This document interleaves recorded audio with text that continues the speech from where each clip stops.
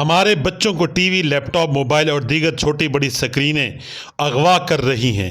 یہ چیزیں ہر قسم کی رکاوٹیں اور دیواریں پھلانگ کر ہمارے گھروں میں گھس چکی ہیں۔ یہ چیزیں ہمارے بچوں کے دماغوں پر قبضہ کر رہی ہیں۔ گھروں میں موجود ہمارے بچے بظاہر تو ہمارے سامنے ہیں، لیکن حقیقت یہ ہے کہ وہ اغوا ہو چکے ہیں۔ بچوں کے دلوں کو سیاہ اور پرگندہ کیا جا رہا ہے۔ ان کے کان اور آنکھیں حیا سے عاری اور مادر پدر آزاد بنائی جا رہی ہیں، گویا ان کے اعضاء کاٹے جا رہے ہیں۔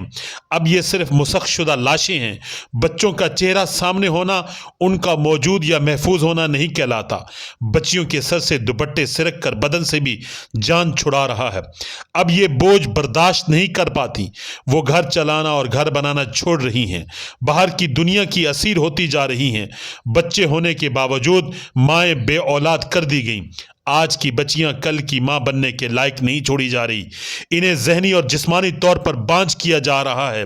ہم بچوں کو اپنی جیبوں سے بھاری فیسیں ادا کر کے اس تہذیب کے حوالے کر رہے ہیں، وہ تہذیب جس نے آپ سے آپ کا خالق چھین لیا۔ آپ کی آنے والی نسلیں بھی آج یہ بچے نہیں بلکہ اگلی نسل کے والدین اغوا ہو رہے ہیں۔ یہ اغوا شدہ بچے کل کو کس طرح کے ماں باپ ہوں گے، اس کا تصور بھی بھیانک ہے۔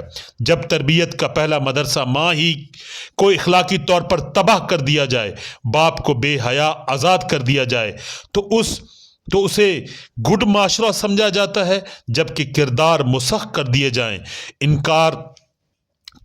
افکار کچل دیے جائیں، جب تہذیب مادری ہو جائے، جب اولاد نظروں کے سامنے ہو کر کسی اور کی پیروکار ہو، تو فکر کیجئے، یہ فکر ابھی کیجئے، جان رکھیں آپ کے پاس ہے وہ